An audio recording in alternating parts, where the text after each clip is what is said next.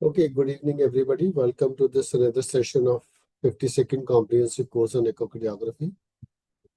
We have come a long way, almost covering the basics as well as the advances to a large extent that we are showing the various things in applications of 2D, color Doppler, and measurements. Well, I'm Dr. Rakesh Gupta from Jorop Institute of Echocardiography. As we know, 2 weeks back, we got accreditations from Indraprasth University for conducting these training programs. On top of that, we started this training programs on 24th September, especially the 52nd one. Now, the basic program we started almost 25 years down the line. Today, we are going to talk about valves, their live demonstrations. We have collected a couple of cases for our demonstrations purposes as on today. To begin with, I'd like to show the most important, the first one is the aortic stenosis. So I'll stop sharing my slides and I'll get my presentation open for a screen purposes. Now all of you can see a screen over here. And please do not send your attendance on this particular platform. All right, so what I was trying to demonstrate to you a number of times, the application of calculation of LVOT. Look, despite all this, look, the first diameter we're showing on a screen is 20.69. The second diameter I'm showing is 21.92. The second diameter I'm showing 20.84.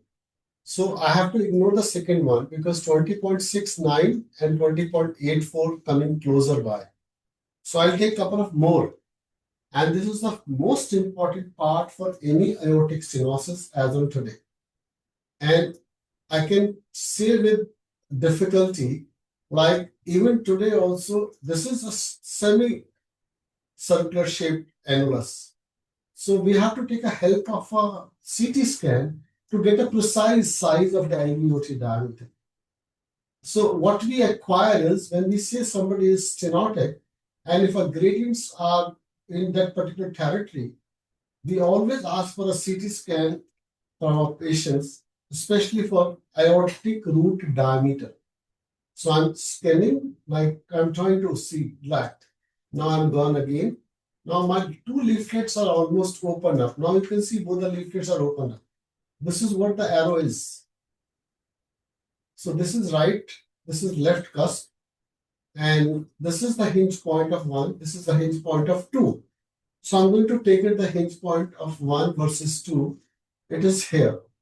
So you look, this is 20.48 now. So I say 20.5 or 20.6 would be the ideal one if you're calculating for LVOT diameter.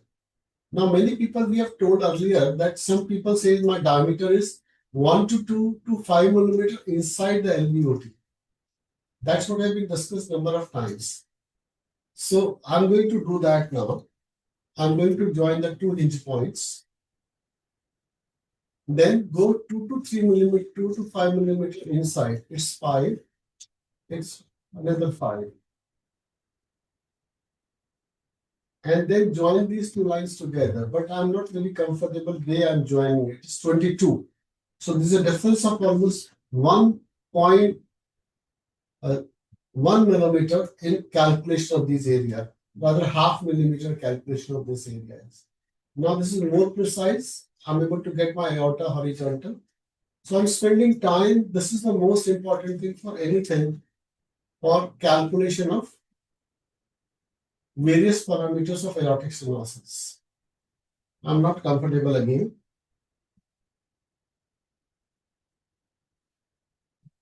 Yeah. This is the correct one I can really vouch on.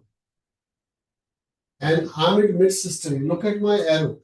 This arrow is in mid-systole or later part of the systole. I can see my hinge point very clearly over here. I can see my hinge point very clearly over here. So I'll go and measure it. This is one hinge point. This is the second hinge point. So look, this is very small variations, 20.72. Then I'll go 2 to 5 millimeter inside, 5.8 to 5.82. Then join these lines together. This will be the true LVOT. That was aortic annulus. Now the diameter is 20.9. So I believe this is possibly the correct diameter. I'm looking for LVOT diameter. Second thing is, when we are looking at the valves, I have to see whether this patient has got hypertrophied or not. There are two ways of looking at this. One go according to British Society of Echo. Diastole, measure your posterior wall thickness. Here is a posterior wall thickness. This is 7.3. Here is a septal thickness, which is almost 13 millimeters. This is one. Second, British Society of Echo and other people, they say you measure at various segments, not only at this point. So I'm measuring at mid segments again, and I'm measuring the mid segment over here. So almost septum appears to be thickened rather than the posterior wall. But it's not 2:1 ratio. And third important thing when you're looking for the valve is, so look how the other valve is behaving. Now we are talking of aortic stenosis, and look at the mitral valve. Mitral valve is hardly thickened. And if it's a rheumatic heart disease at the age of 81, it will not go in the same fashion. Because rheumatic heart disease at the age of 81 will not be seen like this over here. Second, I can tell you the internal thing. We did in his echo about 2 years back. His gradients were not much at the time. Second, I'll show you what is atherosclerotic aortic.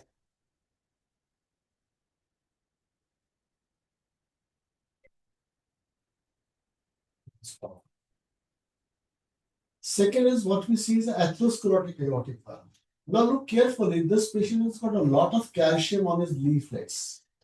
You can see this hyperechoic shadow at the leaflets. This is hyperechoic shadow at the leaflets. This is one over here, one over here, and annulus also has got a lot of shadow.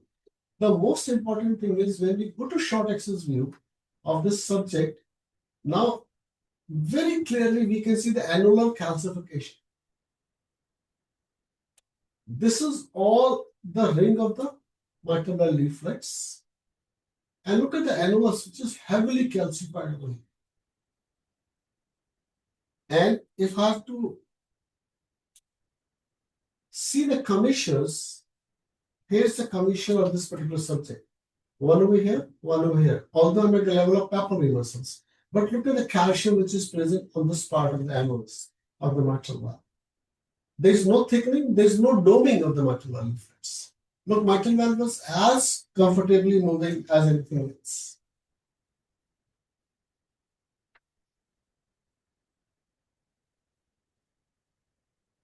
Correct? And now I'm going to mitral valve. Not much of a calcium on a mitral valve leaflets. Now this is lateral commissure, this is medial commissure, this is lateral commissure. There is hardly any calcification in this. Even the AML and PML is looked to be thickened, but AML is not. And this is all annular calcification which you can see over here. I'm going to plaques view again.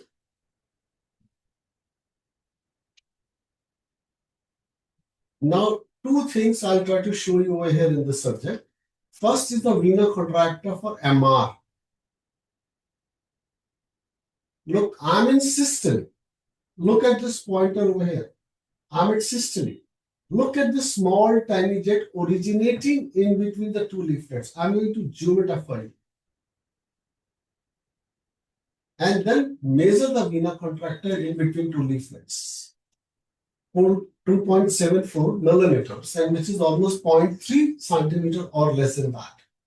So definitely we have a mild mitral, and this is a very good example of measuring the vena contracta. Other part which you can see in Mr. Lakra is, now look at the aortic regurgitation jet.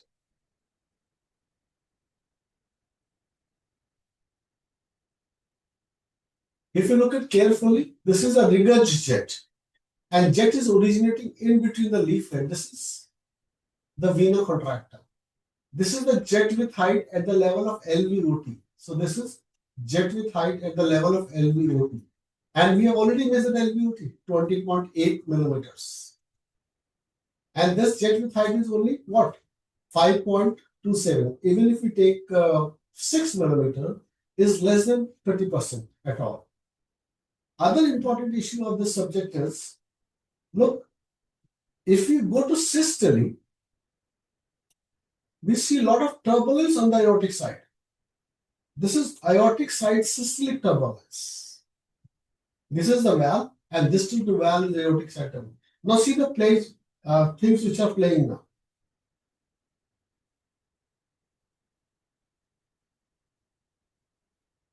You can appreciate the regurg jet as well as the forward jet of aortic stenosis. Forget about MR now. Don't close on MR.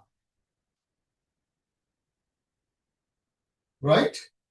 So once we have done this, we go to measure the JACE guidelines of hypertrophy. This is parasternal short axis view at papillary muscles. I'm doing a cut section at the level of pap muscles. And I'll wait for some time in the sense like I'm going to measure my LV first.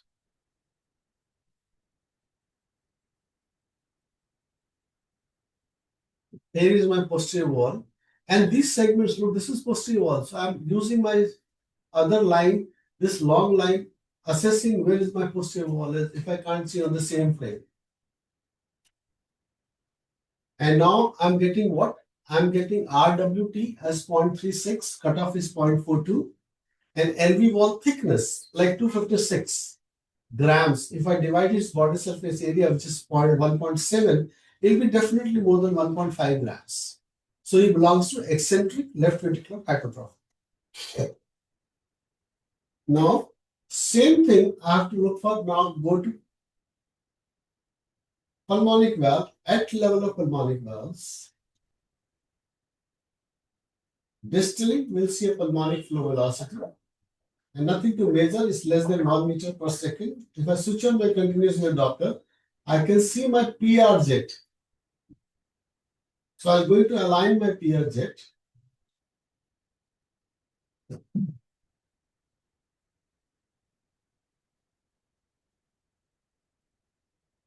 I can see intermittently my PR jet over here. Not significant. It's a tiny. What I taught you what PR jet was, very tiny PR jet is like which is just seen. Look, it's a very small tiny jet. What is the dimensions of RVOT? Is 26. This is hardly less than 25. It's not even 1/3 of a 26. And we can put a Doppler spectrum pattern across it.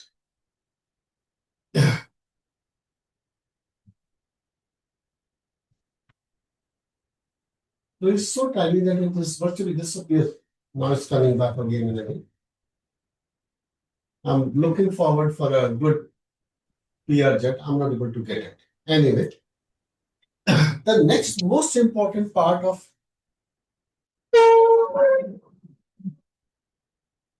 aortic stenosis is looking at the aortic flow velocity. Professor Gunjan.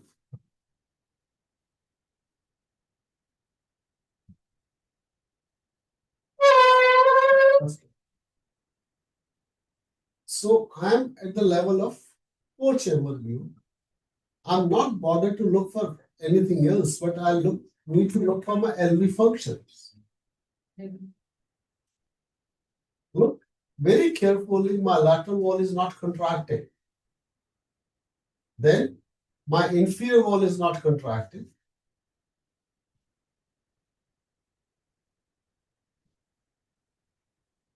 My posterior wall is not contracted.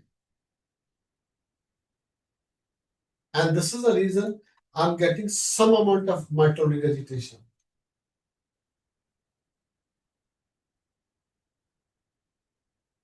At this point, I'm not going to look at mitral regurgitation. I'm going to see a colors flow. And look, I'm able to see my color jet. This is LVOT, away from a turbulence.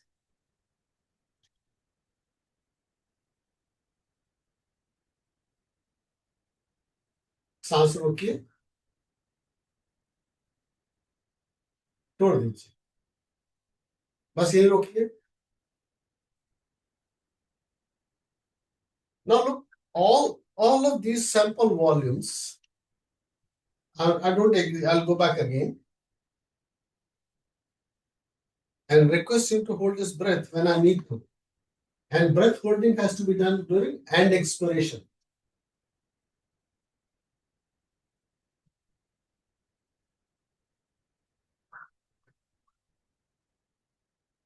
Perfect.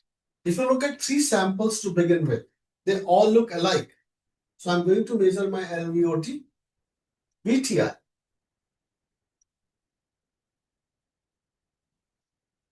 My machine gives me an option to measure my LVOT, VTI.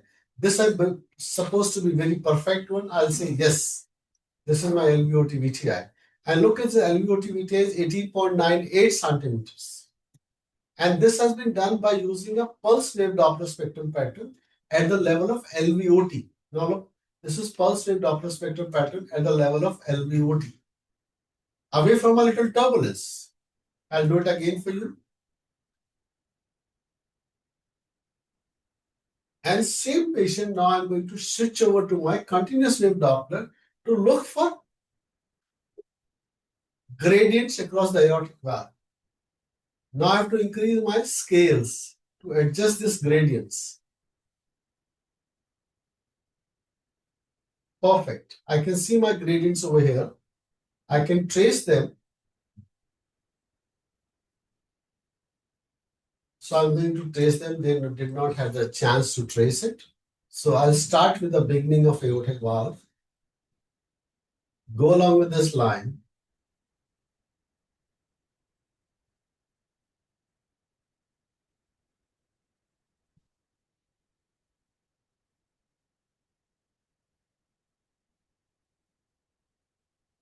Now look at the gradients. 3.38, 2.70. Peak velocity is 3.38. Mean gradient is 31. VTI 87.27. Remember these values. You can jot down on a piece of paper. Dimensionless index is 0.22.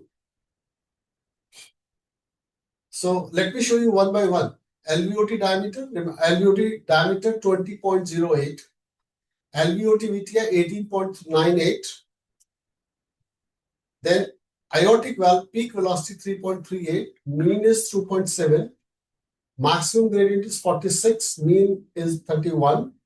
Aortic valve VTI is 87 and DVI is 22. And this is how we look for various parameters. This we have done, remember 3.38 and 31. This we have done in 5-chamber view. I'm going to do the same thing in 3-chamber view now. Not looking for LVOT, but I'm going to look for.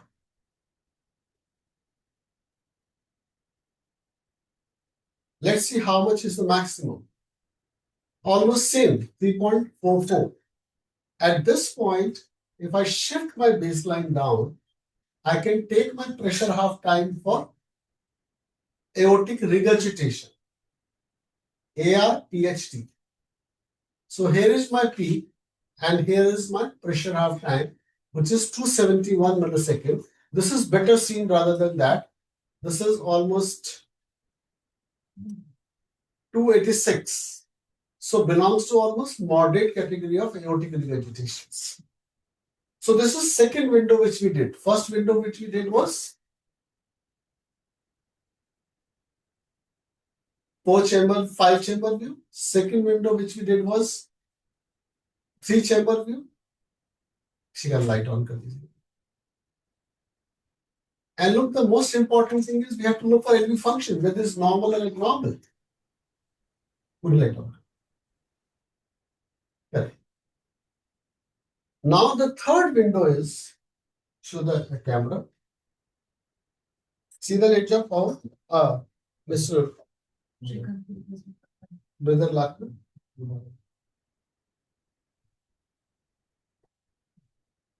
This is the subcostal window. In subcostal window, if a footprint looks towards right shoulder, we are just going to show you the window. If footprint is looking towards the right shoulder, we'll see the aorta. Correct?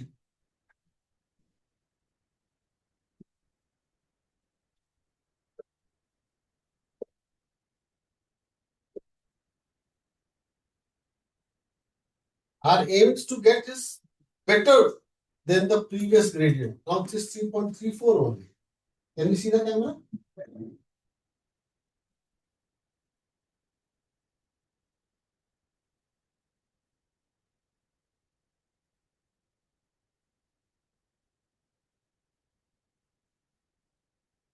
इसको करने का plane कर लो देख लो इसको दूसरे में डालो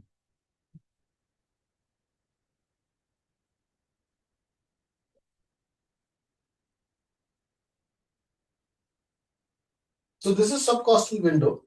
Then we go to suprasternal window. We'll show you the window's positions. Meanwhile, in connecting another camera, the camera got malfunctions. So we can see a descending aorta over here, and we can see the ascending aorta on the left side of a screen.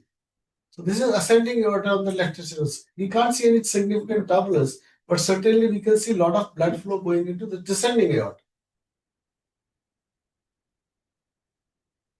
Then turn कर जाइए मेरी तरफ घूम जाइए मेरी तरफ घूम इधर इधर घूम और घूमिए मिस घूम जाइए बस चल रहा है आगे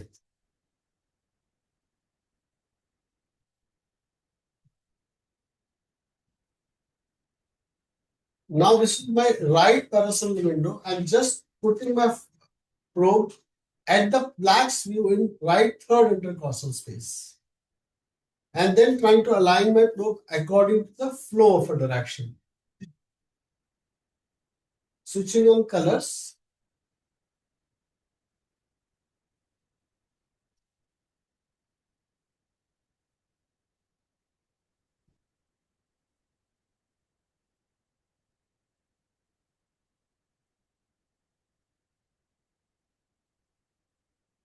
Now you can see the probe is in 1 o'clock position and right third intercostal space. And if I might put my cursor over here in the color flow by continuous wave diopter, I'll be getting my gradients, upside gradients. So this is a forward flow, which we see over here is the velocity is almost the same, 3.43, 3.45.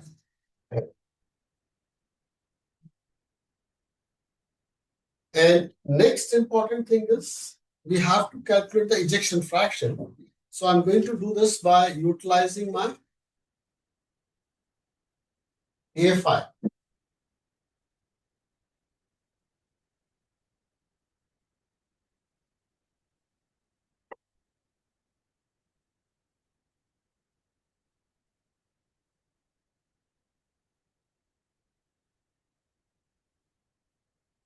Yeah, we're trying to show you camera. We got your message already.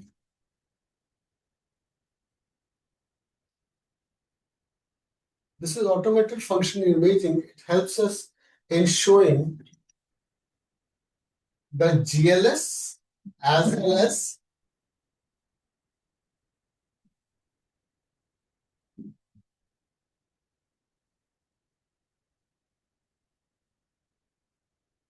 the ejection fraction.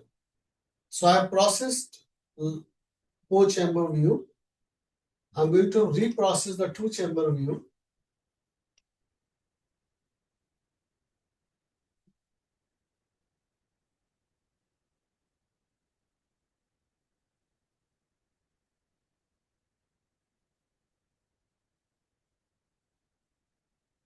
And I'm going to process the three chamber view.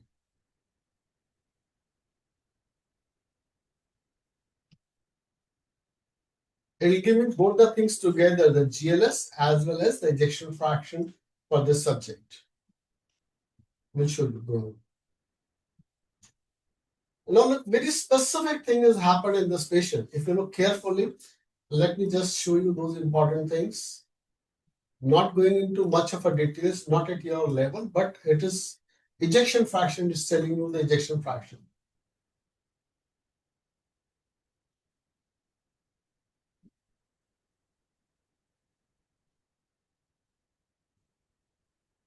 All right. If you see this, ejection fraction is almost 46%. I'm utilized all three different windows, views. The GLS is normal is about cutoff is some people say is -18, some people say is -20. Even if you take -18 as a low GLS, it is -15.2. It means the subclinical LV dysfunction are already set in. We said eccentric hypertrophy. Now we said poor LV systolic function and reduced LV function by GLS. The another most important thing, this is cherry on the ice kind of a pattern. In the sense, if you have this apex which is contracting better than rest of the segment, we always suspect a deposition disease that aortic stenosis is, like amyloidosis. So this person needs to be investigated for amyloidosis in due course of a time. And the commonest thing which we always look to begin with is to look for at least urea creatinines and other non-invasive parameters for confirmation of amyloidosis.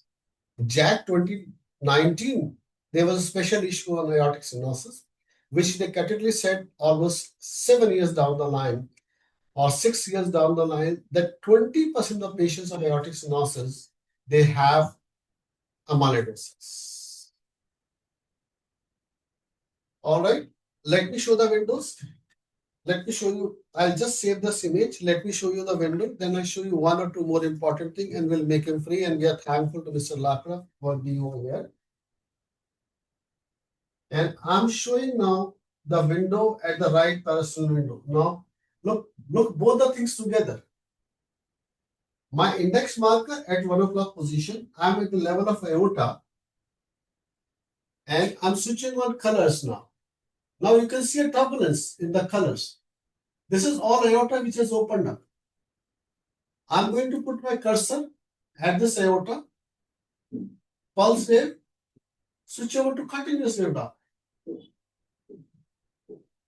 So we'll try to take the maximum dimension velocity at this point. This is 3.29. So 3.43 was the maximum at the time. सीधा late जाइए जो सब पैर मोड़ लीजिए doctor साहब. This is subcostal window. Now see the subcostal window. This is what we traditionally teach you to subcostal window. Now open up the aorta by angulating the probe towards the right shoulder. I'm angulating the aorta. I'm little out in the sense I'm trying to get parallel flow to the aortic flow. Now this is traditional subcostal. I've gone to little outside the subcostal so that I'm almost trying to be parallel to the aortic flow. So this is aortic flow. If my cursor comes from here, we are parallel to the aortic flow. So I'm going to be as much parallel to the aortic flow as possible.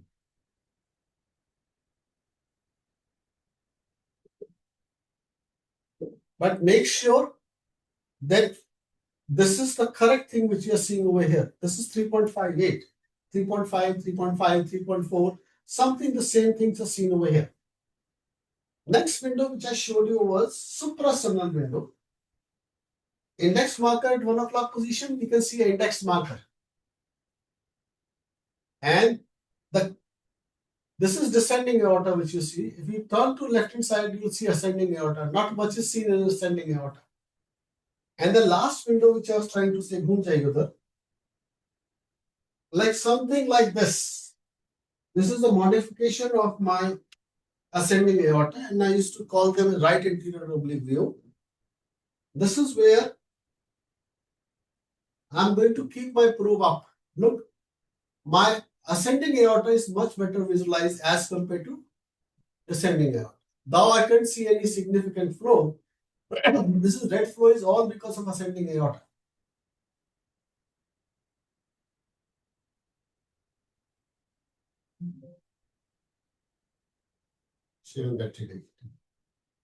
So this is ascending aorta. Camera छोड़ दीजिए. उसका connector off है, switch on.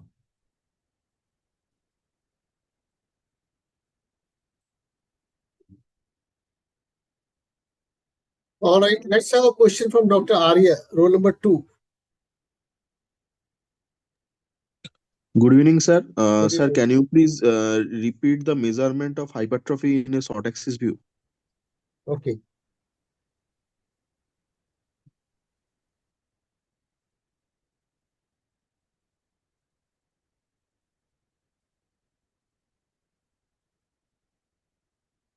Just a minute. Let me do it. Okay, sir.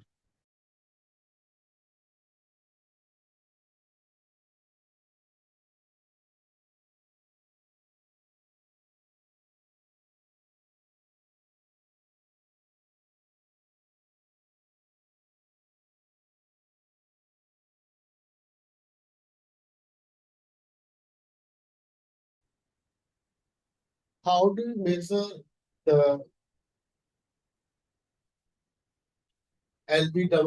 how do you measure the LB wall thickness? Look, this is flax view. I'm measuring my basal septum, which is 13 to 15, and the mid septum also 13 to 15 or 17. However, the posterior wall is only very small. This is about, no, this is not the correct way. I'll have, this is, look at this dice. We have to be end diastole. We have to be end diastole. So I'm going to take a look. Yeah, it's measured over here. So just before systole, I have measured this septum as well as the posterior wall. I can measure the basal interseptum also in the same view. And basal posterior wall in the same view. So this is how we measure as per British Society of Echo guidelines. And if you go to American Society of Echo, they say you go to flax view at short axis view at papillary muscles, and then you take a cut section and measure this RWP if it's more than 42 or less than 42. LV mass for male 115 grams per meter body surface area or 95 grams per meter body surface area for females. This is how we do it. Next question is from roll number 42, Dr. Good evening Varun Gupta. जी sir, good evening sir. Good evening. Sir मेरे से दो questions हैं। Sir जैसे कि आपने बताया कि जो ईएफ हम मेजर करते हैं लॉन्ग एक्सिस व्यू में, तो थोड़ा सा हमें कन्फ्यूजन होता है। जो पोस्टीरियर वॉल होती है और साथ में पेपलरी मसल्स की भी लेयर दिखती है हमको एम मोड में, तो थोड़ा उसमें कन्फ्यूजन होता है सर कि हम कहाँ से वो कर्सर को मार्क करें पोस्टीरियर वॉल में। मैं आपको दोबारा दिखाता हूँ। यहाँ पर एम मोड मेजर नहीं करना है आपको, एम मोड डिटेक्शन फ्रैक्शन नहीं कैलकुलेट करनी है। I'm saying it again and again. जी सर। यहाँ आप सिर्फ एलबी वॉल थिकनेस मेजर करेंगे। इजेक्शन फ्रैक्शन कभी एम मोड का इस्तेमाल नहीं करते हैं हम लोग। अच्छा सर, जी सर। आप इस पेशेंट को देखिए। आप इस पेशेंट की if you look it carefully, look, this is a pericardial, mild pericardial effusion. There's hardly yes. any value for it. This जी is sir. visceral, this is parietal pericardium. जी sir. Then you have, this is only the wall thickness of this patient is. That's all. जी sir, इसमें जो papillary muscles हैं यहाँ confusion हो जाता है कि कहीं ये पार्ट ऑफ द एलवी है कि नहीं। पेपरी यहाँ पर। मसल में कंफ्यूजन नहीं होना चाहिए, because let me just take in next subject. Because papillary muscle में कंफ्यूजन नहीं होगा। अब this is standing view of this patient of plaque view. Look, normally the plaque view is lying down position. Standing position is three chamber view. Correct? जी sir. जी sir. Normally we will not see any papillary muscle in three chamber view. It's only a posterior wall. This is the correct dimensions of the posterior wall, which is almost 12 millimeters. जी। And why you are facing a problem in plaque view is because you are not seeing posterior wall. You are seeing a inferior wall over here. Okay sir. You happen to see a plaque papillary muscle. This is inferior wall. जी। जी। जी Second sir. question. Next question. Sir एक question और है sir. हाँ जी। Sir आपने अभी जो कलर जो कंटिन्यूस वेव से जो स्पेक्ट्रल ट्रेसिंग आपने बताए थे सर, हम्म। जो एओटिक वॉल वेलोसिटी पर, तो आपने उनकी जो मैग्नीट्यूड कम कर दिया था आपने स्पेक्ट्रल ट्रेसिंग का जो मेजर करने गेन के लिए। गेन सेटिंग कम किया था मैंने। अच्छा सर, ठीक है सर, ठीक है sir, gain okay sir. Setting में क्या होता है कि अगर हमें गेन सेटिंग बहुत हाई हो रही होती है, तो हम जब जैसे हम अपनी चिन के ऊपर आपको डॉपलर स्पेक्ट्रम पैटर्न लेंगे। अगर हमारी गेन सेटिंग हाई होती है तो हमारे बाल दिखाई देने लगते हैं दाढ़ी के। जी। जी। तो हमें मोडल वेलोसिटी जो हमारी चिन पर होती है वो लेनी होती है, ना कि हमारे जो बाल दिखाई दे रहे होते हैं वो वेलोसिटी लेनी होती है। ठीक, जी सर, ठीक है sir. Right. Roll number 7, doctor Parveen Kumar Taseer from Mumbai, Maharashtra. Good evening sir. Good evening. Sir आपने वो मेंशन किया कि स्क्लेरोडिजेनरेटिव डिजीज और कैल्सिफाइड एरोटिक वॉल। Correct. हाँ, तो सर मेरा क्वेश्चन है कि उसकी वजह से एएस हो सकता है क्या? और जब Yes, इको पे सर this is और very commonly seen nowadays. Okay sir, and second question है सर, उसको डायग्नोसिस करने का कोई क्राइटेरिया है क्या स्क्लेरोडिजेनरेशन बोलने का इको पे? एको पे और अगर हमारे पास ये दिखाई दे रहा है, अगर हमारे mitral valve सेव है, they look at this picture only. The mitral valve is also very small. Thickening is not there. Look at the mitral valve; it's only 3.8. Second thing is we do not see any calcium on the mitral valve. Third important thing: this patient is only 81-year-old. Do you expect that patient of 81-year-old will have atherosclerotic rheumatic mitral valve disease at this age? No. And no sir. fourth point, I showed you that look at this annular calcification. The patient is gone, unfortunately. I was trying to show the annular calcification. I'll show you another example in a few minutes' time. Just give me a few minutes' time. I'm trying to show you MSMR now. Yes sir, annular sir मैंने देखा, और same sir erotic wall के लिए भी same है कि कोई criteria नहीं है, बस just these things? Aortic valve, majority of time is involved in rheumatic heart is isolated, it's there, but it's very 5% or less than that in isolated aortic stenosis by rheumatic process. Majority of aortic stenosis and rheumatic process is associated with mitral stenosis. This patient does not have any mitral stenosis. Yes sir, और sir जो स्क्लेरोडिजेनरेटिव erotic wall है, उसके लिए कोई criteria है क्या sir? Criteria कोई नहीं उसका, अगर आप मेरे से पूछो कोई स्पेसिफिक क्राइटेरिया है तो ऐसा कुछ भी नहीं है, फिर भी I just look at it and get back to. Yes, thank you sir.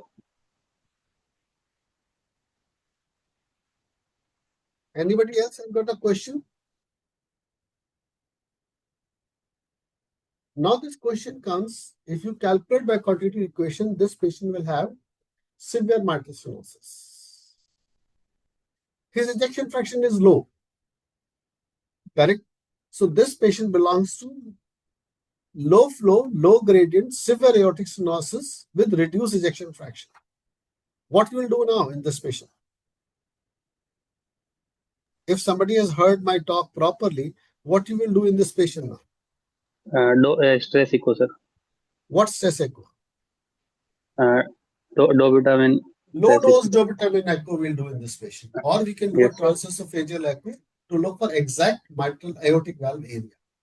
In low dose dobutamine echo, if this is a truly a severe aortic stenosis, the area will go down, the gradients will go down at the same time. If it's pseudo, the area will go up, the gradients may go down or remains the same. And that's how we yes sir. differentiate. And what we have said last time also, whenever we do these kind of things, we always look for sometimes the semi-invasive transesophageal echocardiography to assess their aortic valve area by planimetry. So we have now another subject. I'm going to show you that subject at the same time. She came in atrial fibrillation yesterday morning. And today she has got her heart rate, which is very well settled down. She was on 140 heart rate yesterday. Now you can see on the screen, her heart rate is almost 85, 89 per minute, but she is still in atrial fibrillation. So let's start with a basics of mitral stenosis.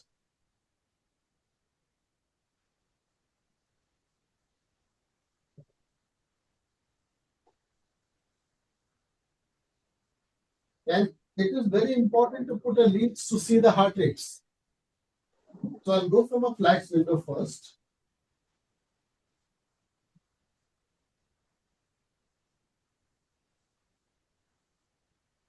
Now you are asking me this question, and now you ask your question by yourself. Look at this mitral valve. It's not hockey shaped. Yes.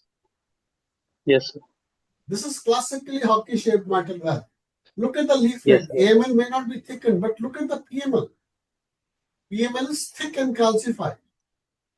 And she's only 45 years old.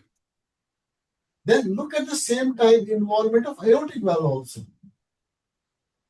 Now this is our aortic valve. Look, this is calcified, right coronary cusp, non-coronary cusp is thickened. Look at the LA. Dilated. Yes. We at close, you should say yes, dilated, but at the same time measure the body dimensions. 52 divided body surface area 1.6 is almost 3.2 millimeters, 3.2 centimeters in size. Anything more than 2.2 is high. Yes. Then third important thing is look at the LV size. I'm going to measure my LV size now.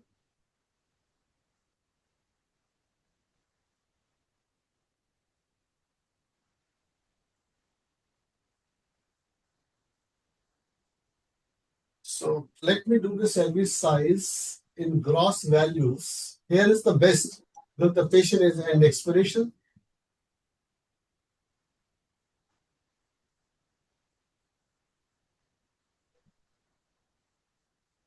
Now LV size is 62. 1.6 is the body surface area.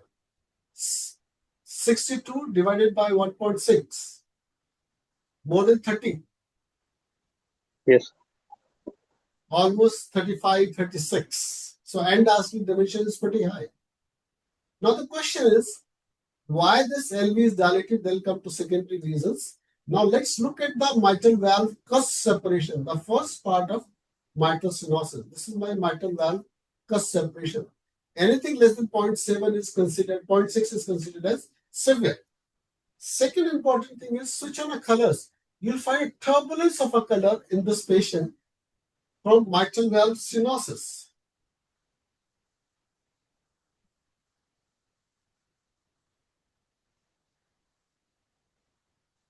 Now look at the turbulence at the mitral valve level.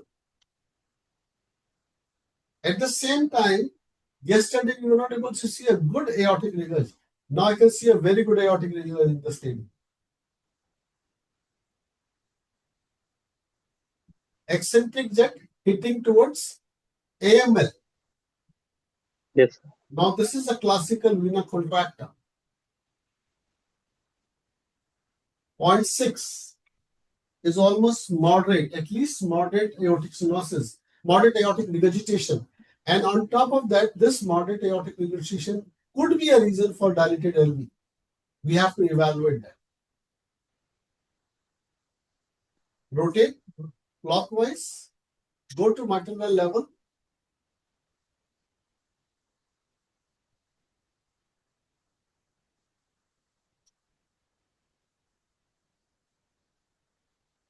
So what I'll do is I'll go to papillary muscle first, gradually come back to, now I'm reducing my gain. Look, my calcification is almost gone, annular calcification.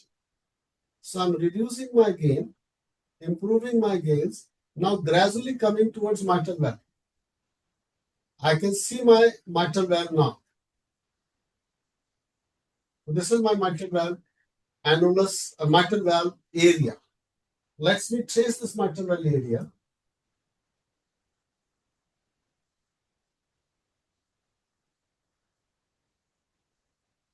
I'm at medial commission, now I'm going towards the AML. It's 1.79. And cusp separation was almost 6, 7. That's classified 7. That was moderate category, not severe. And another thing is, I'm reducing my gains. Look, there's hardly any significant annular. I don't say it's not there, but not the way we were seeing earlier. Look, there's not much of annular calcification over here.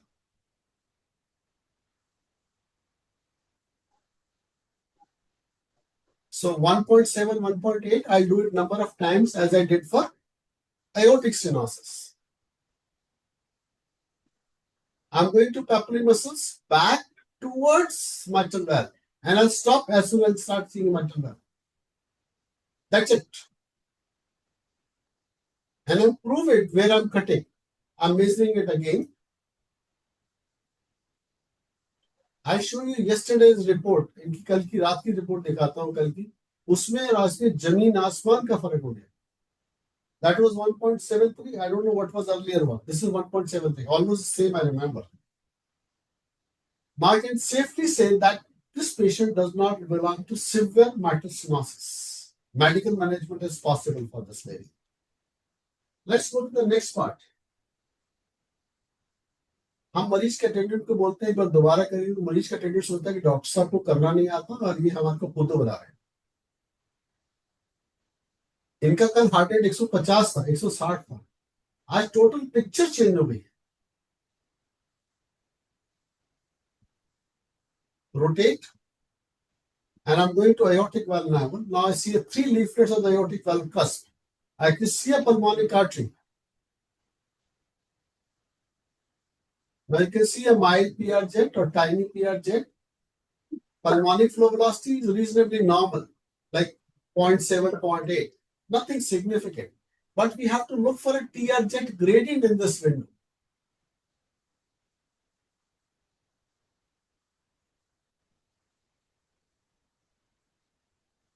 Not much seen, but I can see some TR gradients. It's here. The blue color. But I'm not comfortable with this, so I'll ignore it. Now, anything else somebody can observe? Look at the LA appendage thrombus. Yes. So LA appendix is enlarged and it is having a thrombus, sir. It's here. And believe my words, I was not able to see it yesterday. Now you can see it's much better.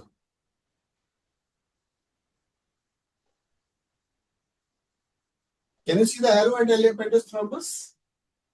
Yes, sir. So this is what his imaging qualities are. And I can go to now bird's eye view 3D apples. Now you can see the LA appendage thrombus very clearly.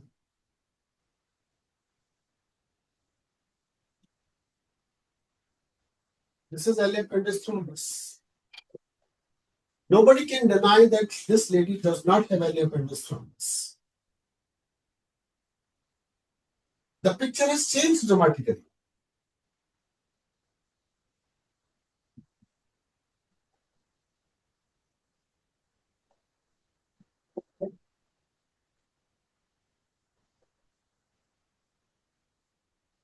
Going all the way up to LA appendage. It's protruding outside.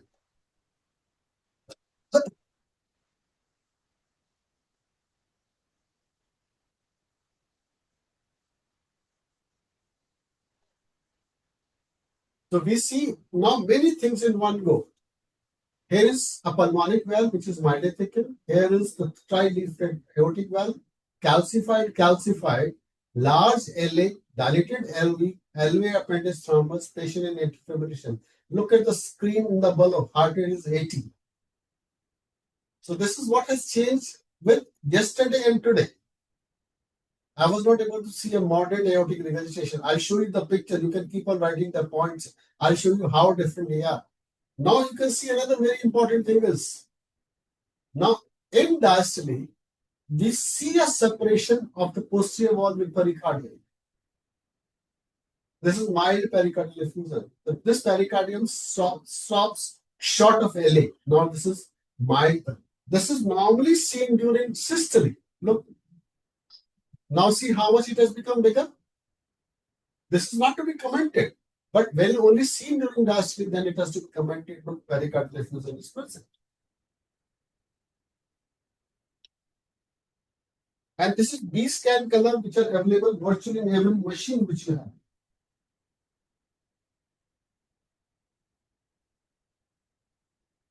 I'll go back to my grayscales.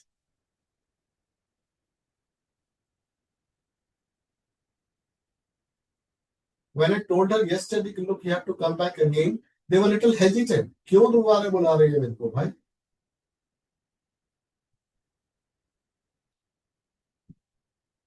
आज के जमाने में बड़ा unfortunate है, wife को husband पे faith नहीं है, हस्बैंड को वाइफ पे फेथ नहीं है, पेशेंट को डॉक्टर पे फेथ नहीं है, डॉक्टर को पेशेंट पे फेथ नहीं है. Now you can see a turbulence across, a flame-shaped turbulence across the mitral valve. Is that right or wrong?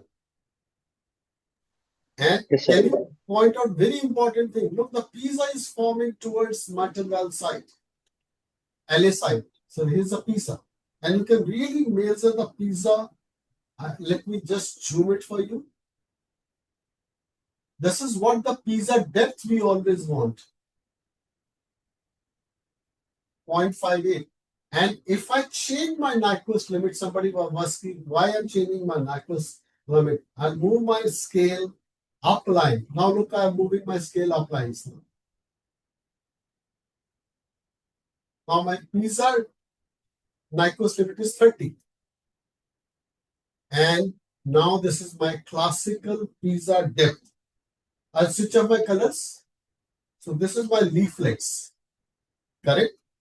Now I switch up my colors. Now this is my exact pizza depth for mitral stenosis. The same thing you have to measure in mitral regurgitations. So once we see mitral stenosis, we have already seen it. So I'm going to put my switch over my scale back.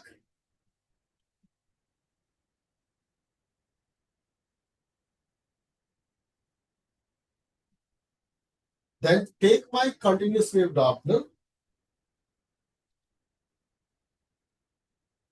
increase my scales, reduce my gains so that I'm able to see only the modal velocity. Now in this modal velocity, I've got these spectrum pattern 1, 2, 3, 4. I have to take the longest one and I have to get rid of this beaking. So I'm going to trace my Doppler spectrum pattern.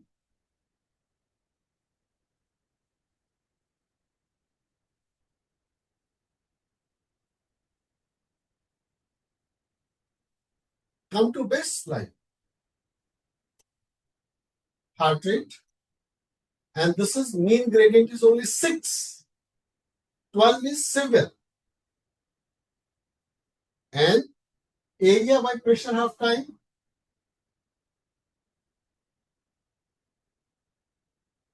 1.03. I'll take multiple areas now. Or I still start looking for longest slopes. I'm not happy with these smaller slopes. So I'll go back and take my longest slopes. Now somebody who was asking about atherosclerotic versus mitral. Now look, this is AML, quite thick, hardly opening. This is PML, which is almost fixed. Look, PML is almost fixed. Look at the movement of PML, which is hardly any. AML is still moving up.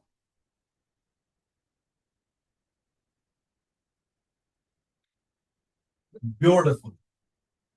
So this will be the ideal thing to trace for me. Look, the Doppler spectrum pattern in atrial fibrillation has come out close to bases now. It was not there earlier.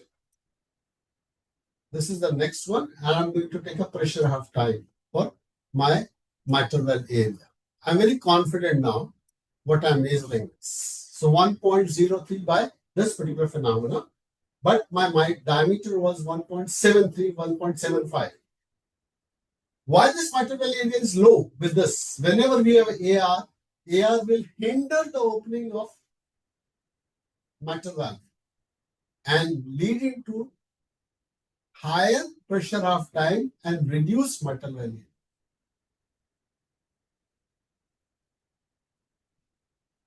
So don't get jumped out. Look, severe patient aortic stenosis, severe mitral stenosis. I'm going to now AR. I showed you vena contracta. I'm showing you pressure half time. Now this aortic valve is almost normal as far as stenosis is concerned. But if I have to look for AR, I have to go to pressure half time and vena contracta and holodiastolic reversal of fluid descending aorta.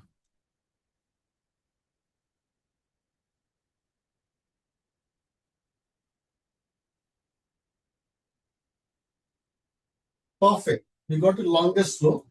So we are going to talk of AR PhD. So here's the AR PhD. More than 200, more than 400. Less than 200, more than 400. We are almost in mild pressure half time by mild AR. There we were almost moderate. Then another important thing for mitral stenosis, what you have to look for is स्वादिश के कुछ parameters बाकी थे, एक बार check करके बताएंगे। Material area बाकी था, तो हो गया, सीटी बाकी रह गया।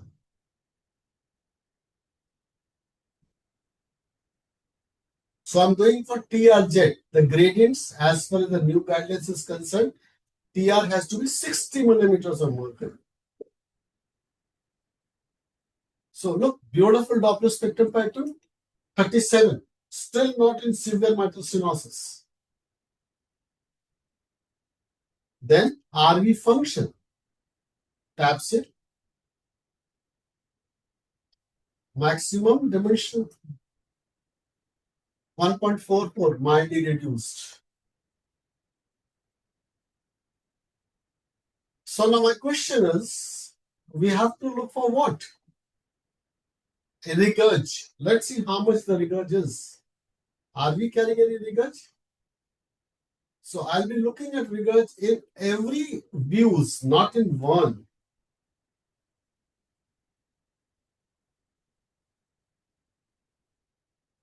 Not much in this view.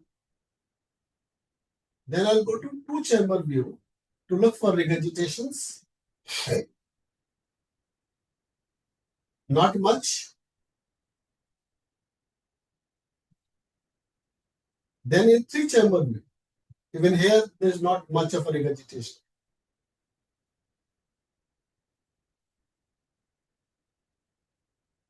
And what I wanted to show you was, look at the pulmonic veins flow. So I'm going to go to pulmonic venous flow patterns. Reduce my Nyquist to 30 to 40. So I'm able to see a good pulmonic venous flow pattern. Now look at the pulmonic venous flow. I'm right into the pulmonic veins.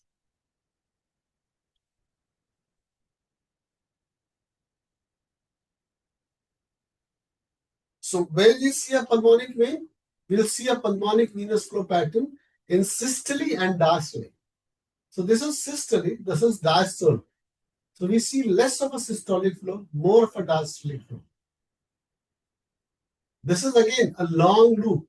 The initial part is systole, the longer part is diastole. So there's some truncation of a diastolic flow. There was one person who asked me this question in my fellowship program. Does this pulmonic flow is being affected by mitral stenosis? Yes, it is being affected by mitral stenosis.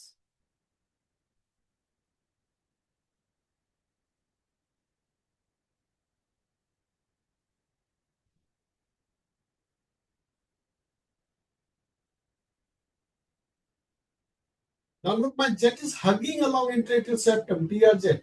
Look very carefully. So what am I estimating? I may be underestimating my TRZ. So this is 38. सीधा late जाएगी.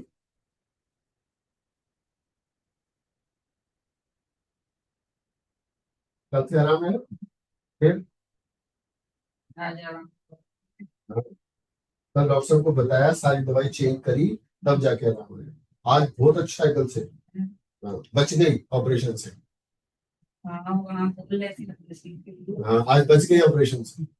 अभी इतनी उम्र हो गई, अभी यहाँ तक नहीं पहुंची, पता नहीं क्या हो गया कि. So I'm in subcostal window. So I'm trying to take my TRZ again. Make sure the aorta is not opened up, not much in the TRZ gradient over here. Another important thing which has developed,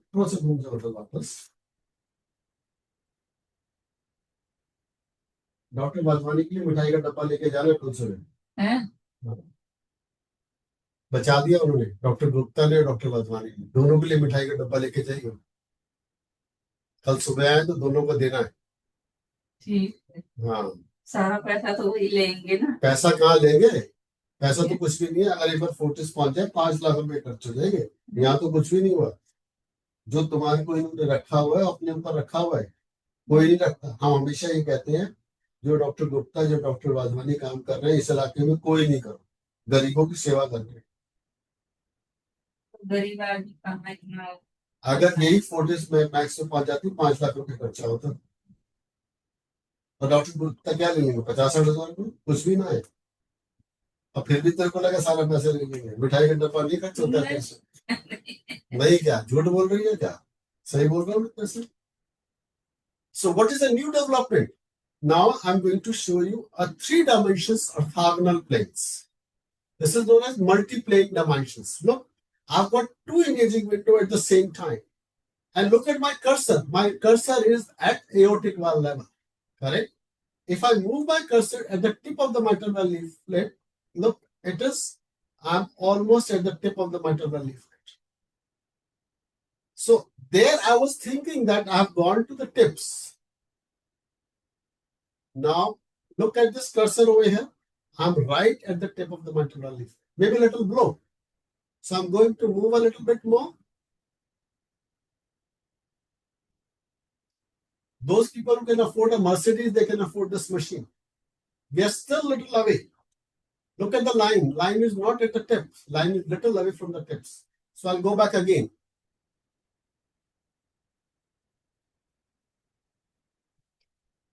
Now I'm right at the tips. Correct?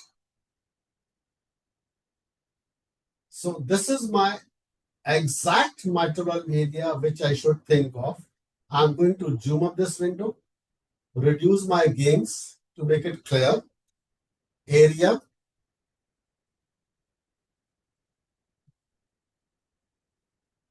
and I'll do it 2-3 times to be sure about it. 0.99. So I'll do it again.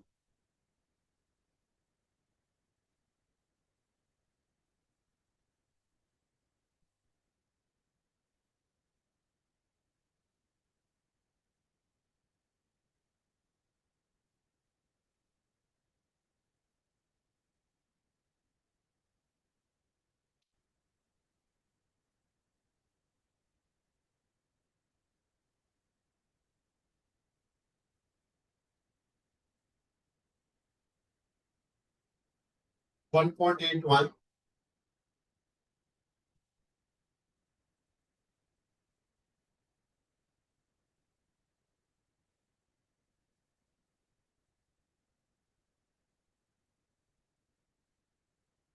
Why I'm doing it again and again is just to do it in the sense like every dimensions is perfect dimensions.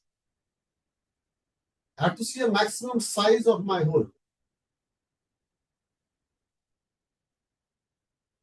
That was 1.73, which I was measuring there. Let's see how much I'm measuring over here. 1.55. So I'll do it one more time. And this feature is available with 3 dimensions echocardiography. I just showed you the thrombus. I showed you how to do this is 3D guided mitral valve area. I'm not still comfortable. I'll go back again.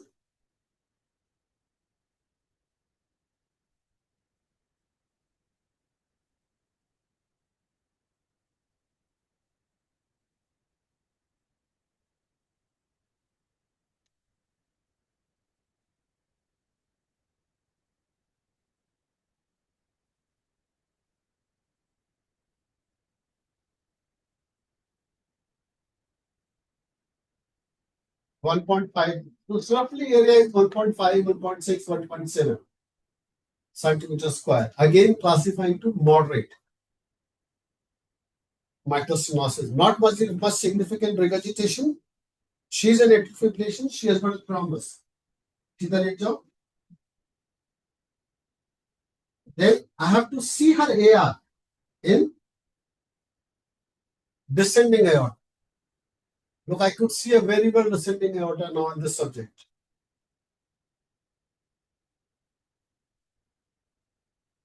The best way is just put a color, put an M mode.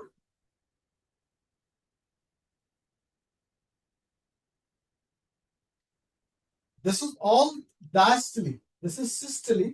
This is diastole. Hardly any reversal of flow. Second thing is, we can put a pulsive Doppler spectrum pattern there. and look for holodiastolic reversal of flow. So if this is holodiastolic reversal of flow, we can trace it. Let's trace this.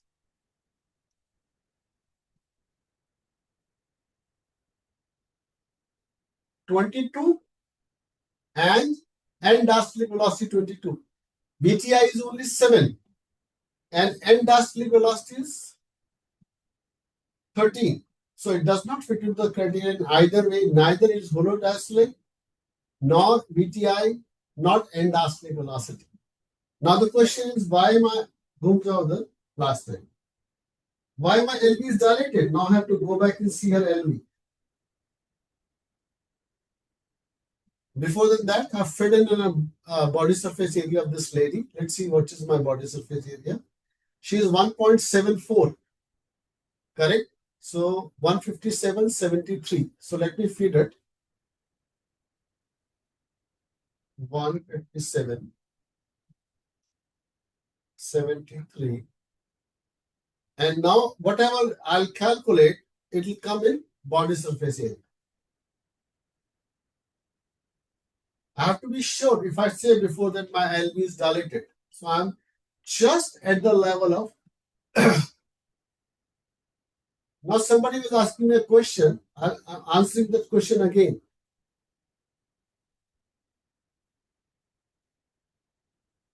Now the question was, any papillary muscle. Look, there is no papillary muscle in the subject when I'm through posterior wall. Neither over here. And now the best measurement I can do, because I can see everything. So this is my septum. This is my posterior wall. This is my septum, and this is my posterior wall. Now the LV size is just index is 32. It's not dilated. Look at the LV size over here, 32. And that's what is the most important thing. If I have to say LV is dilated, I have to compensate for it. But I'm talking of mild to moderate AR. I do expect some LV dilatation, not large LV dilatation. And if I happen to see a large LV dilatation, then we have to give an answer why my LV is dilated. Otherwise, in mitral stenosis, we don't expect LV to be dilated. The question for the person who was asking me, now this is what you do always. You look for a papillary muscles. And this is without papillary muscles. Now you can see beautifully your posterior wall. You can measure in end or beginning of system. Here is your posterior wall thickness. There's Wilkinson score is there, thickening is there, calcification is there, 2/4, 2/4. Then subvalvular apparatus thickening. Look, subvalvular apparatus is far ahead of it. Hardly any subvalvular apparatus thickening is present. Then mobility, restricted, again 2/4.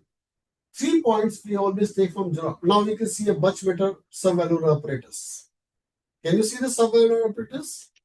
This is cords, and here's the papillary muscles. 3 things we always take before we do BMV and mitral stenosis is we look at MR, we look at annular calcifications. So if I have to take this patient for a BMV, this is what the annulus is. I'm going to look, there's only few specks of a calcium seen over here. This is medial annulus, medial commissure, this is lateral commissure. One, we say commissural calcification, presence of MR. Third is LA thrombus, LA appendage thrombus. If there's a large commissural calcification, we'll not do BMV. If there is a severe MR or moderate MR, we'll not do BMV. If there is a LA thrombus, we'll not do BMV. If there is LA appendage thrombus, we'll not do BMV. Because by BMV, we are splitting up these commissures. We are not splitting up the valves. We are opening them up on either side. So MR will increase. LA thrombus will go to systemic circulation, or LA appendage thrombus. And if the commercial calcification is present, it's going to create a havoc. The patient will go for a bypass surgery. So looking at all these points, any questions for a mitral stenosis, mitral regurgitation we have not talked. I'll show you in the lives. Aortic regurgitation I've showed you. Aortic stenosis I've showed you. pulmonic valve I showed you. TR jet is left is, I showed you how to calculate TR velocity. One thing which left behind is how to look for vena contracta of the TR. So this is focused RVRA view. What is focused RVRA view is, we still see the apex of LV and we focus on RVRA. Now this is, we are focusing on RVRA. We still see the LV apex. Otherwise it could be like this also. Some people, it's not a true focus event. The focused RVRA view is, we still see the LV apex and we focus on LVLA. Here is the focused RVRA. And if I have to see a vena contracta, so I spend time doing a vena contracta in this patient. Correct.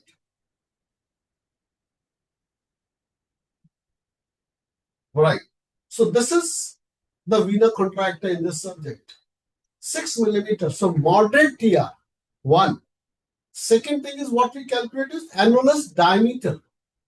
So I'm going to show you the annulus diameter. So this is the maximum annulus size. Just opening the tricuspid valve leaflet. Just before than that, they look for a hinge point of the tricuspid valve leaflets. Here is the hinge point. This is one over here, and second is the hinge point over here. 32. It has to be 42. 40, not 42, 40.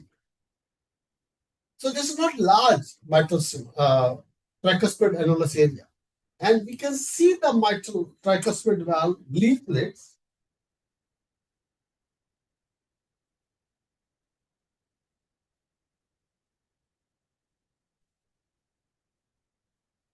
Here what we are seeing? Here we are seeing septal and lateral leaflets. If I go my 3-chamber view or 3D view, right. So bring my translation line down, ask it to play. So once I play, this becomes, here is a septal leaflet, here is the anterior leaflet, here is the posterior leaflet. And I can see this. Let me just show you in a different way.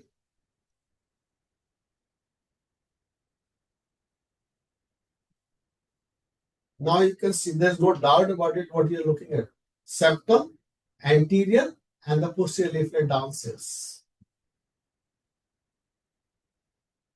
So we can look at all these 3 leaflets. We can look at the mitral area over here also. And look how it looks like in 3-dimensional echo.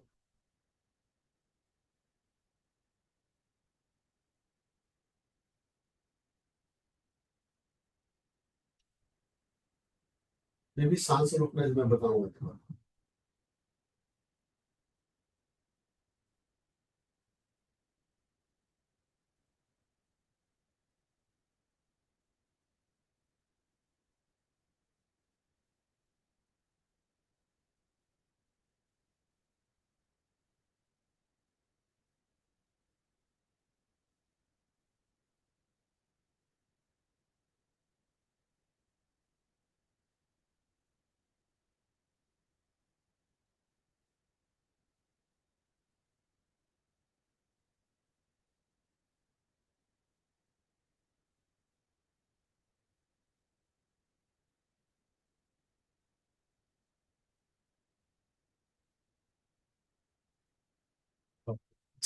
MR रह गए.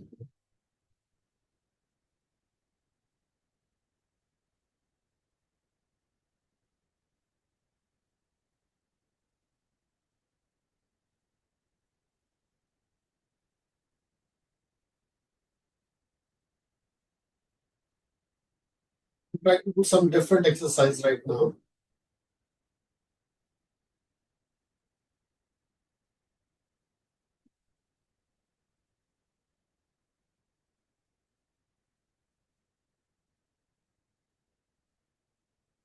I'm focusing on both mitral valve leaflets on both the sides. And then go for a 4-dimensional mitral valve. Correct. For the vena figure. Can you see this slit line opening?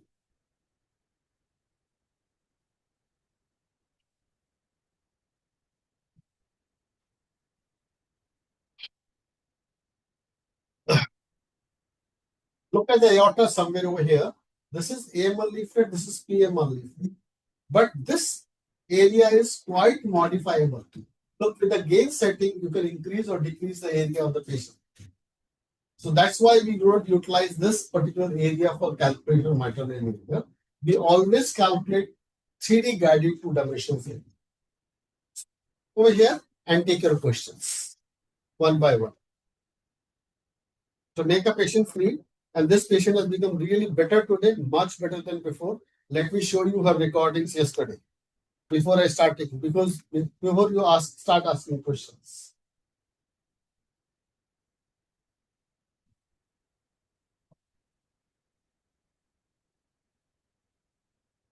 Look, well, this is what heart rate yesterday. Look at the mean gradient, 15 millimeters of mercury. Look at this mitral valve, 138 heart rate. Look at the LV contraction. Look how much things have changed today. And this was done at 12:51 yesterday. Patient was advised surgery to get the valve replaced. No, she needs to have a medical treatment. That's all. But she needs an anticoagulant. TR gradient was 48 yesterday. Now it has dropped down significantly. So that's how things makes a lot of difference with medical therapy. Questions?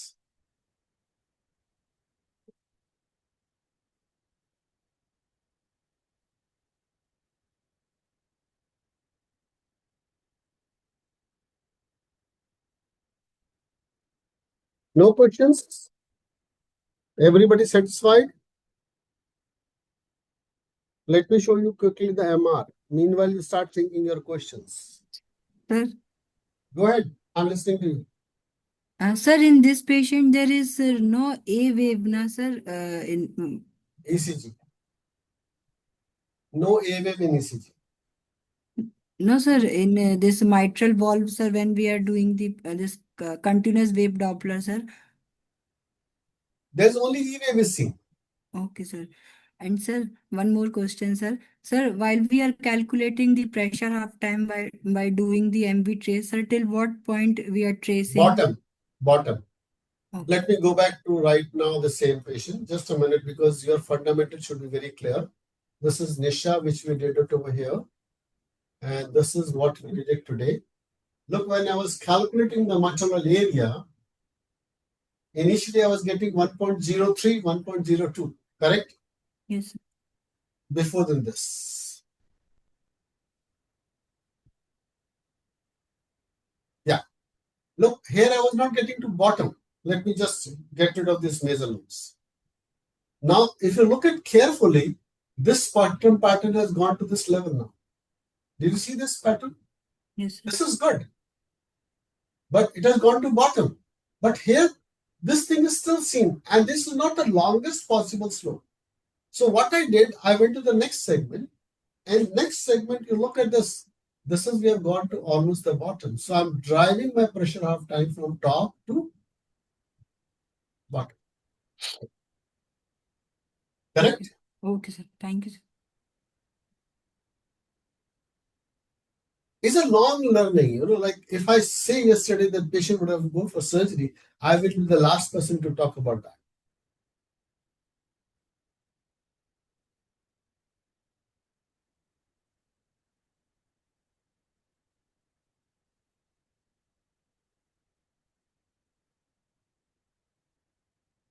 I'll have to show you MR, sorry.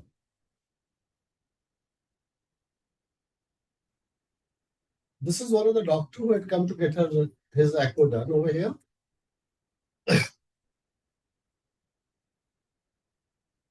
Now, you can see very well the LA is dilated, not the LV.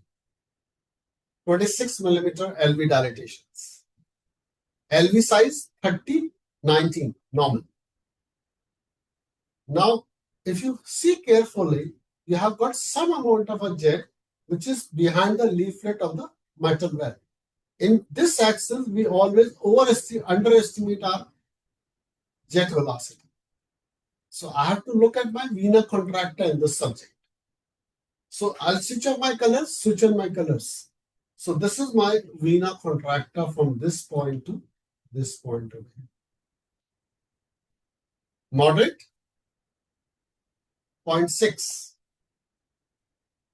We measured 6.08 earlier. Pulmonic. I was looking for LV function, normal. Now I can see there's some amount of turbulence at the mitral level, but regurg jet is very clearly seen in this patient. Now, there's another school of thought which says the vena contracta should be there in this. Now it's overestimated, almost 8 or 9.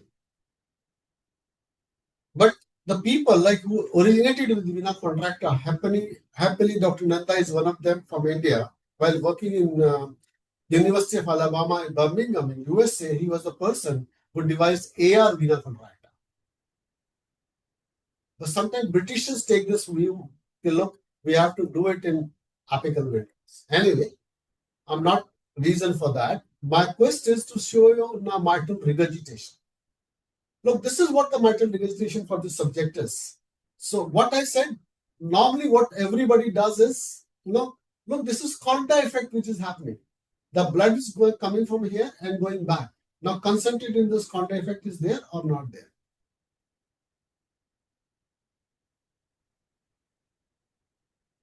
And if this Conta effect is there, then it's severe. If it's not there, then it is less. So what we did is always, it'll be in systole. So I'll be measuring my area during systole. This is jet area. Then I measure my LA area. And then calculate the ratio. Jet area is 1. 3.66, let's take it 4. LA area is only 16, only 125%. 1 parameters. Let's move to the next parameter. So this is, I'm trying to calculate my PISA in this patient. I don't know whether I've done it or not because I'm not very happy with doing a PISA with the patients. So I did my PISA in this patient. Now look at my Nyquist limit is 26 now, over here. So I moved my Nyquist limit down. In stenosis, I moved it up. And here is my PISA seen over here. So what I'll do, look at my valve leaflet. So here is my valve leaflet. So I'll leave my arrow over here. Then switch on the colors. So where my arrow is gone. So let me look at my PISA radius now. This is my PISA radius in early systole. So this is my PISA radius in early systole. 6 millimeters. Now I'll take out my colors. So right, I'm at the tip of the leaflet to see my PISA radius. I'm not wrong. Then next point is, I look at my MR jet velocity, 6.61 meters per second. MR VTR. Then next I showed you we look at a pulmonic venous flow. Look, I'm in the pulmonic veins. My cursor right now is in pulmonic veins. Look what I'm looking forward. I'm looking forward for systole and diastole. I was not very happy with this imaging quality. But look, this S wave, this is D wave, if I'm correct. Yeah, it is. No, this S and D are almost the same. Normally, S has to be bigger than D. So it's not severe mitral regurgitation. It's at least maybe moderate mitral regurgitation, what we are dealing with. In severe, what will happen? This will get truncated and reversal will be seen over here. LA volume 48, very high. Aortic is normal, 1.55. But tricuspid is normal. TR jet velocity is 30, gradient is 32 millimeters.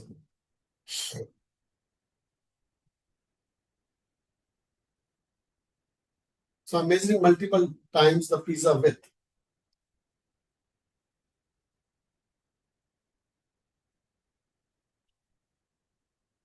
One thing I told you, whenever there is a severe MR, this Doppler spectral flow velocity will increase. Look, it's 1.9, 1.89, 1.2. But some amount of mitral stenosis turbulence is there. That will also lead to increased pulmonic flow velocity. Then was mitral aortic velocity integral ratio. So let me show you that mitral aortic velocity integral ratio. I'm tracing the mitral flow velocity.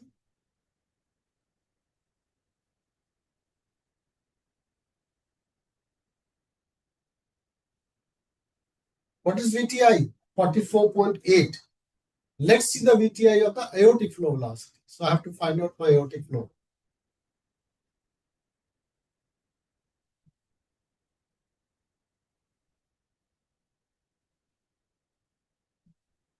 Yeah, this one is correct. So let's take this. That was 44. This is 28. So you can divide mitral with aortic. That's how we look at mitral. No, we not look at mitral aortic flow velocity ratio. We have to look mitral aortic velocity integral ratio. So that was 44 if I remember. This is 30. So you can calculate your ratio of mitral was 40 divided by 30, somewhere 1.33. It has to be more than 1.4. So this is how we look for mitral regurgitation in normal subjects. Any questions before I stop it over here? I'll have to show you one more before we close.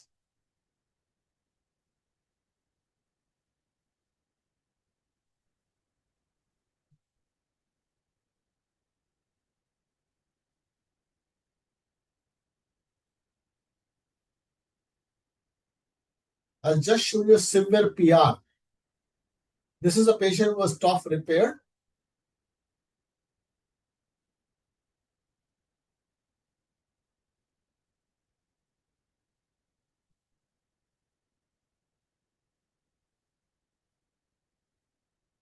Now you can see this parachute short axis view I have zoomed up for you.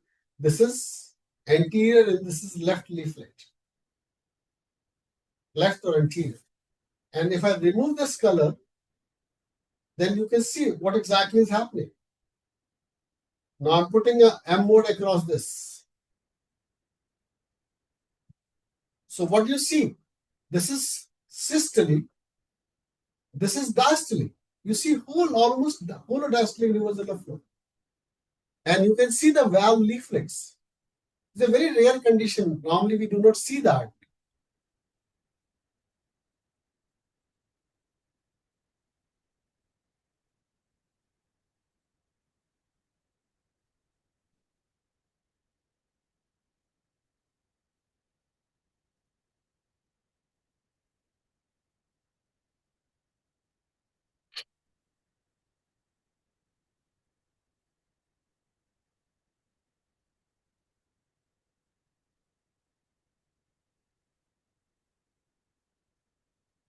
This is what is severe pulmonic regurgitation.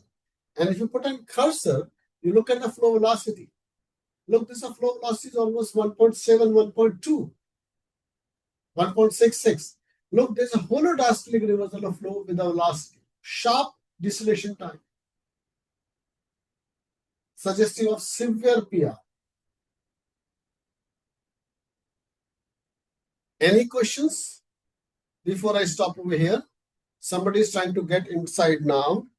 His or her name is Dr. Shabir from Guntur.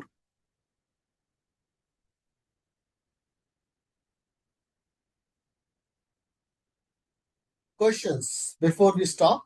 Any questions you'd like to ask? I'm there to help you out.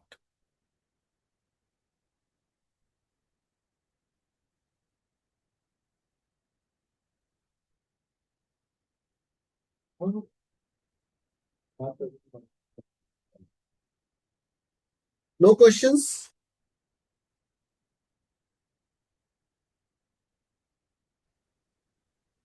Roll number 21. Sir, Uh, how can we know that this pulmonary regurgitation is because of post-surgical or History, before surgery? history. Not by the images. No idea. क्या दे दो? मेरी Okay. चाय का cup पड़ा होगा पीछे. By images or by history. Images also we can Okay. come to know about it, because what exactly happens, we never see a severe PR like this. We can see a PS, not the PRs. All right? Okay. Okay. Rina pack up करना शुरू करो. Now roll number 5, Dr. Debangana Adhikari. Good evening, sir. Good evening. Sir, I wanted to know that you said in Plaque's view, we are seeing the inferior wall. For LV hypertrophy, I'm asking. And in that parasternal short axis, we are looking at the correct posterior wall. So we should be taking the wall dimensions in both the views or any one? Or No, you're talking of wall or a valve? no, sir, the wall. Wall, For correct. the, yes, If you're hypertrophy. taking a dimensions for hypertrophy, like there are two group of thoughts of people are present. Okay, One sir. is say that you take a personal long axis view at the level of like personal long axis view, when you can see mid basal anterior septum and posterior wall, basal posterior wall, Yes, sir. not the inferior wall. This is one, and if it's more than 15 millimeter, everybody agrees in the world. Hmm. 10 to 15, there's so many variations are there. Americans say anybody who's got more than 10 millimeter thickness during diastole, they're considered as hypertrophy. We tried this phenomena in our lab. Everybody came out to be hypertrophic, unfortunately. So we moved on to 12 to 13 millimeter, but the consensus says anything more than 15 is considered definitely as hypertrophic during diastole. Second thing is we look for other factors. We go to passive short axis view at the level of papillary muscles. We take different walls in the sense we are looking at regional wall thickness, that is 2 into posterior wall thickness divided by LV internal dimension during diastole. And that formula gives you the LV mass. And this, if the regional wall thickness is less than 0.42 and the LV mass is less than 115 milligrams, grams per meter square body surface area in males, is considered as normal. Female is 95. Hmm. So there are two school of thoughts is there. But the question is, like what we see practically is majority of time when we measure the basal anterior septum, basal posterior wall, we are to a large extent correct. But the problem lies, the hypertrophies are multiple phenotypes. Like you see a segmental hypertrophy like thickened sigmoid septum. You see apical hypertrophy, you see concentric hypertrophy, you see eccentric hypertrophy, you see eccentric concentric remodeling. Then septal posterior ratio more than 2:1. So multiple phenotypes of hypertrophy is present. So what we do when it appears that all the wall appears to be thickened, we go to passive short axis view at the papillary muscles. When we see a selective one, we always look at these phenomena in Plaque's view. Okay, sir. Understood. Thank you, sir. Like once you start learning echocardiography, believe my words, whole day you can do echocardiography. I showed you this lady. This lady had a mean gradient of 14 millimeter yesterday. Today is only 6. If I would have gone yesterday, I have called this lady not for the reason. I said, your heart rate is 140, let me do it tomorrow. And you can see the pictures right now. She belongs to moderate or progressive mitral stenosis. Very well managed. And she is much better today, clinically. So what was the clinical intervention that changed this scenario? Medical management, diuretics, ACE inhibitors, beta blockers. And I'm very fond of disoxin. Many people are not fond of disoxin, but thanks God she should not have gone the disoxin, because once she has LA thrombus or LA appendage thrombus, if she is given a disoxin, the heart rate comes to normal, NSR, this thrombus will go out immediately. Embolic phenomenon. Maybe hold it by thickened leaflets, but fair chances it start going out from a metal valve. It's the irony, like it's a different picture. Patient developed thrombus because of mitral stenosis. Small thrombi can go out still, but they're not the larger ones. And if she had an MR, she will never create a thrombus because the turbulent flow of regurgitation will not let the blood flow to become stagnant. All right. Yes, sir. Online 2. So let me see who's online 2. Rafat Jahan, if I'm correct. Yeah, she is correct. Good evening, sir. But you're the only one who asked question from online. Rest all of them keep on sleeping all the times. Sir, I want to know dense MRZ does indicate severity of MR? Yes, it's a qualitative indicator. Qualitative indicator, not the quantitative. We talk of quantitative indicators. We are not talking of qualitative indicators. Okay. Right? Thank you, sir. Thank you. So Rafat is done. So let's take the next one. Oh, nobody is there. Anybody else who has just woken up? Anybody else who has just joined?